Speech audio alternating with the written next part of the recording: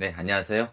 오늘 말씀드릴 주제는 가짜 의술, 사이비 의료인을 구별하는 방법입니다. 이것은 제가 중국 의료 현장에 있으면서 보고 느꼈던 것인데, 우리나라나 다른 나라도 별 차이 없을 것이라 여겨져서 말씀드리려고 합니다. 그 시대가 변하고 그 의학은 계속 발전을 해가고 있지만 여전히 의학의 한계는 존재하고요. 그래서 그 틈을 이용해서 예나 지금이나 의료인을 가장한 사이비 의료인 그리고 가짜 의술을 이용해서 금전적이든 뭐든 자신의 이득을 취하려는 그런 사람들이 많이 있습니다.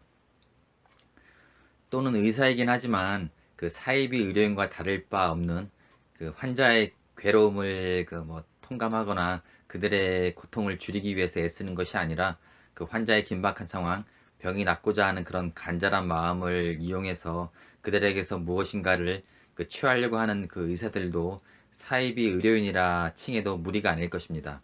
그런 정직하지 못한 마음을 품은 채 그 환자와 환자 가족을 대하는 그런 사이비 의료인들을 안 만나면 좋겠지만 사실 환자나 환자 가족 입장에서는 그 어떤 질환으로 오랜 세월 치료를 해오고 있는데 병이 차도가 없이 고통만 가중될 뿐인 그런 상황이라면 혹은 현대의학에서 완치가 더디거나 그 힘들다는 말을 들었다면 지푸라기라도 잡는 심정으로 그런 사람들에게 마지막 또 희망을 또 품은 채 기대를 걸어보시는 그런 마음이실 텐데요.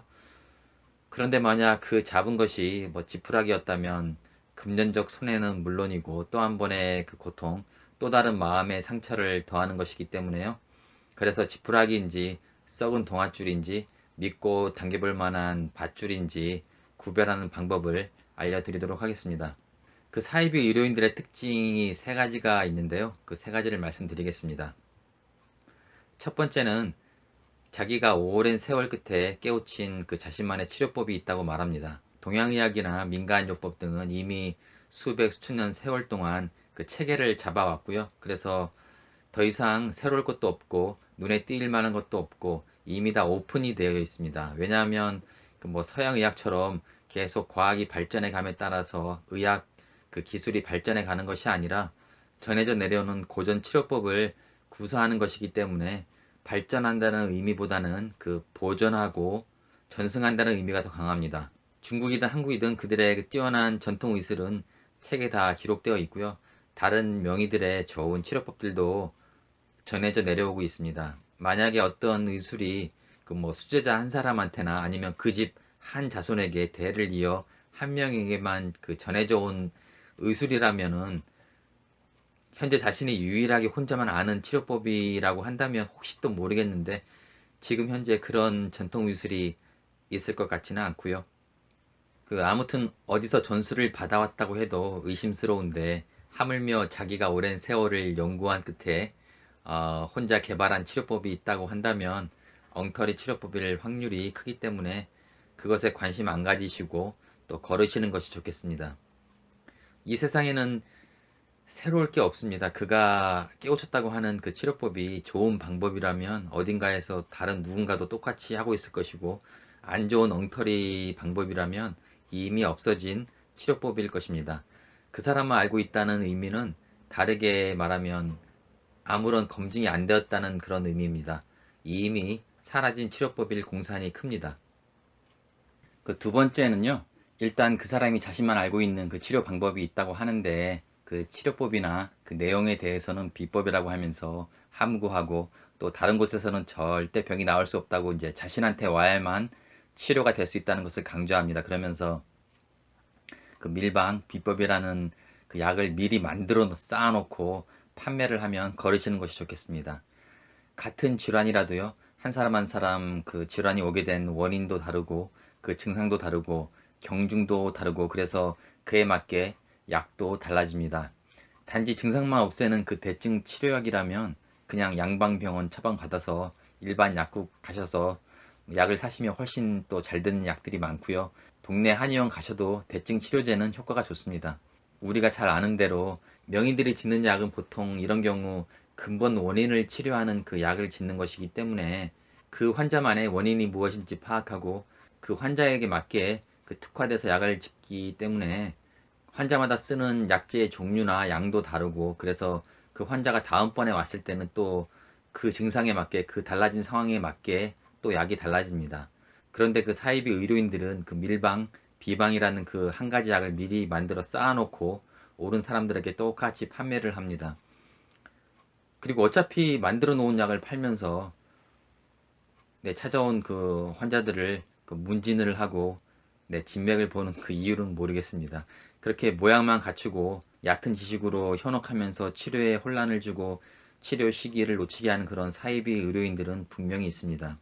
제가 지금 말씀드리고 있는 뭐 비법, 뭐 밀방이라는 그런 것들은 뭐 팔다리 몇 번 흔들고 뭐 머리 흔들고 뭐 배위월 누르고 어디 누르고 비비고 뭐 이렇게 하면 뭐 소화가 잘 되고 변비가 없어지고 뭐 두통이 낫고 그런 종류의 경미한 증상을 낫게 하는 방법이나 그런 것들을 하는 분들을 말씀드리는 게 아닙니다. 그런 것들은 의료인이 아니더라도요, 일반인들도 그 건강대체요법에 관심만 있으시면 다 하실 수 있는 방법들이고 그리고 효과도 있습니다. 제가 말씀드리고 있는 것은 그 사이비 의료인들이 그 난치질환, 희귀질환, 만성질환, 자가면역질환, 뭐 유전질환 등등 그 현대의학으로도 치료가 더딘 병이나 치료가 힘든 병들을 그런 중한 병들을 가지고 뭐 비법이라고 하면서 환자와 흥정하고 딜을 하는 그런 사람들에 대해서 말씀드리고 있는 겁니다. 서양 의학의 치료법은 지금도 전 세계 그 의학자, 약학자, 뭐 생화학자, 과학자들이 또 연구가 계속 되어지고 있고요. 그리고 막대한 자금이 들어가고 있습니다. 만약에 혼자 알고 있는 그 밀방이나 뭐 비법이 있는 약이 있으면 아픈 환자와 흥정하지 마시고 이 세상에 알리고 세계 제약회사와 흥정하는 것이 훨씬 더 이득일 것입니다. 몇 해 전에 중국이라는 그 나라의 첫 노벨 생리의학상을 안겨준 중국 의대 교수가 있었는데 그녀가 연구한 그 말라리아 치료제도요, 한약재에서 추출해서 개발한 것이었습니다. 만약 자신이 개발한 그 치료법이 암세포를 죽이고 뭐 난치 질환에 기적의 치료제라면 그 안 보이는 곳에서 암암리에 거래하지 마시고 온 인류를 위해 세상에 알리고 우리나라를 빛내주시길 부탁드리겠습니다. 세 번째 그 사이비 의료인들의 특징은요, 자신이 알고 있는 그 치료 방법이 병을 낫게 해줄 것처럼 이제 말을 하면서 언제쯤 낫는지, 얼마나 시간이 걸리는지 언급을 할 것입니다. 일반적으로는 아무리 가벼운 질환일지언정 그 치료를 하면서 경과를 지켜보는 것이 보통인데요. 이런 중환병을 이렇게 확신을 가지고 언제쯤 나을까라고 말하는 이유는 그 치료를 망설이는 환자와 그 환자 가족들에게 그 언제쯤 병이 나을 것처럼 확신을 주면서 고가의 치료를 시작하게 하는 것입니다. 신이 아닌 이상 이런 중병을 낫는다고 할 수 있는 사람은 아무도 없을 것입니다. 그 말한 대로 언제 낫는다면야 더없이 좋겠지만 그 문제는 치료 기간이 처음 말한 것과는 달리 뭐 3개월에서 6개월, 1년에서 1년 6개월 계속 바뀌면서 늘어갈 것입니다. 그러면서 환자의 뭐 치료 의지가 중요하다느니 환자 체질이 뭐 어떻다느니 얘기를 하면서 갖가지 핑계를 대면서 계속 돈과 시간을 허비하게 하는 것이 큰 문제입니다. 암이나 중풍, 류마티스, 정간증, 불임 뭐 이런 등등 뭐 치료한다고 하면서 이처럼 절박한 환자와 그 가족들을 상대로 이득을 추구하려는 이런 사람들은 앞으로도 없어지지 않을 것입니다. 다시 한번 사이비 의료인들의 특징을 요약 정리하면 혼자 깨우친 신비한 진리가 있다는 사람, 그래서 혼자만 알고 있는 그 밀방이 있는데 나 이외에는 다른 곳에서는 절대 못 고친다고 하면서 약을 미리 만들어 놓고 파는 사람, 그리고 비법을 통해서 병을 언제쯤 낫게 한다고 치료를 유도하면서 얼마가 걸릴지는 계속 말을 바꾸는 사람, 모두 사이비입니다. 마지막으로 말씀드리고 싶은 것은 그 분명히 어딘가에는 그 숨어있는 이 시대에 뛰어난 명의도 계실 것이고요. 그리고 드러내지 않고 또 양질의 의술로 고통받는 환자들을 치료하고 계신 분들도 계실 것입니다. 또한 이런 분들 사이에 끼어서 분명히 그런 사이비 가짜 의술을 하는 사람들도 없어지지 않고 계속 사람들을 속이고 있을 것입니다.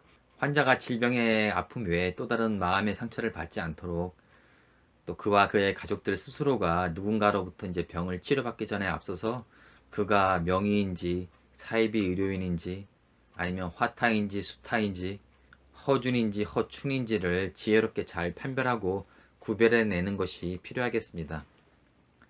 끝으로 좋은 의사의 그 3대 조건을 말씀드리고 마치겠습니다. 좋은 의사는 그 3H를 모두 갖추고 있는 그 의사입니다. 3H, 헤드, 핸드, 하트인데요. 헤드, 정확한 판단력, 그러니까 올바른 진단을 내려야 하고요. 그리고 올바른 진단이 내려졌으면 핸드, 네, 정교한 손, 뛰어난 의술이 있어야 하고요. 마지막으로 가장 중요한 것은 하트. 이 모든 행위, 즉 그 정확한 판단과 뛰어난 의술을 행함에 있어서 정직한 마음, 따뜻한 마음을 품고 있어야 합니다. 이런 좋은 의사분들이 우리 곁에 많이 계셔서 우리가 우리의 건강을 믿고 맡길 수 있는 그런 세상이 되기를 바라고요. 또한 이 영상을 보시는 모든 분들이 다 같이 건강하시기를 바라면서 이 영상을 마치겠습니다. 시청해 주셔서 대단히 감사합니다.